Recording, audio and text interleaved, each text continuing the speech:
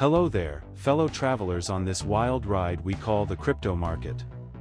Buckle up, because this week's news is a real doozy. We've got everything: massive settlements, political hypocrisy, celebrity NFT shenanigans, and even a glimmer of hope amidst the chaos. Oh, and did I mention the impending financial apocalypse? Don't worry, we'll get to that. First up, we're diving headfirst into the ongoing saga of FTX. Remember that little implosion last year?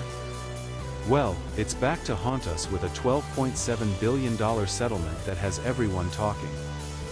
Then, we'll swing by the Senate, where a certain senator's anti-crypto stance has aged about as well as a banana in a sauna. And just when you thought things couldn't get any weirder, Donald Trump waltzes in with a new NFT collection. Because, why not? But hey, it's not all doom and gloom. We've got some positive developments in the world of decentralized finance, plus a stark warning from a crypto OG that might just make you want to stock up on canned goods and Bitcoin. So, grab your hard hats and your sense of humor, because we're about to navigate the thrilling, confusing, and occasionally infuriating world of cryptocurrency. Hold on tight, folks, it's gonna be a bumpy ride. Remember FTX? The cryptocurrency exchange that went belly up faster than a goldfish in a desert? Yeah, that FTX.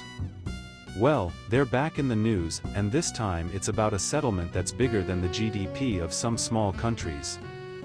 We're talking $12.7 billion. Folks. That's billion with a B. Now, this settlement involves a whole bunch of legal mumbo-jumbo, but here's the gist.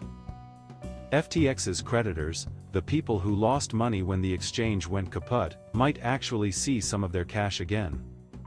Emphasis on might. See, this settlement is just the first step in a long and winding legal process. It's like finding a treasure map, only to realize it's written in a language you don't understand and leads to a place that may or may not exist. Will FTX's creditors actually get their money back? Will Sam Bankman-Fried, the disgraced founder of FTX, ever be held accountable? And what does this massive settlement mean for the future of cryptocurrency regulation? These are all questions that even the Magic 8 Ball is too scared to answer. Stay tuned, folks. This story is far from over. Politics. Where hypocrisy and self-interest go hand in hand like peanut butter and jelly. And this week's poster child for political irony is none other than Senator Bob Menendez. You see, Senator Menendez has been a vocal critic of cryptocurrencies, calling them risky and unregulated. Now, there's nothing inherently wrong with criticizing crypto. It's a new and complex technology, and there are legitimate concerns about its potential risks. But here's the kicker. Senator Menendez was recently convicted of bribery charges.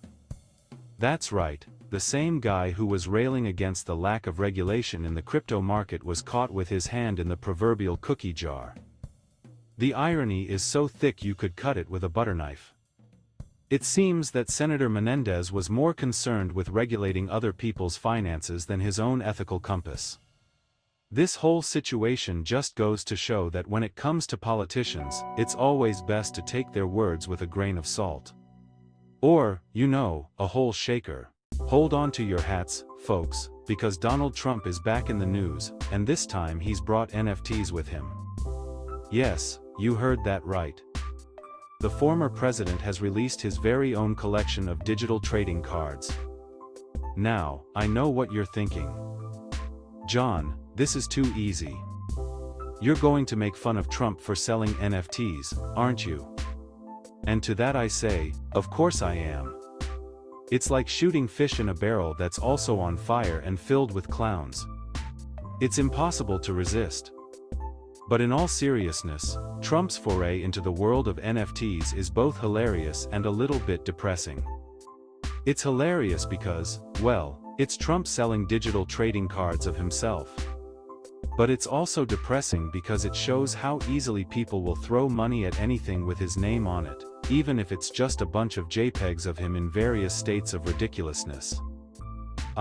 Who am I kidding? It's mostly hilarious.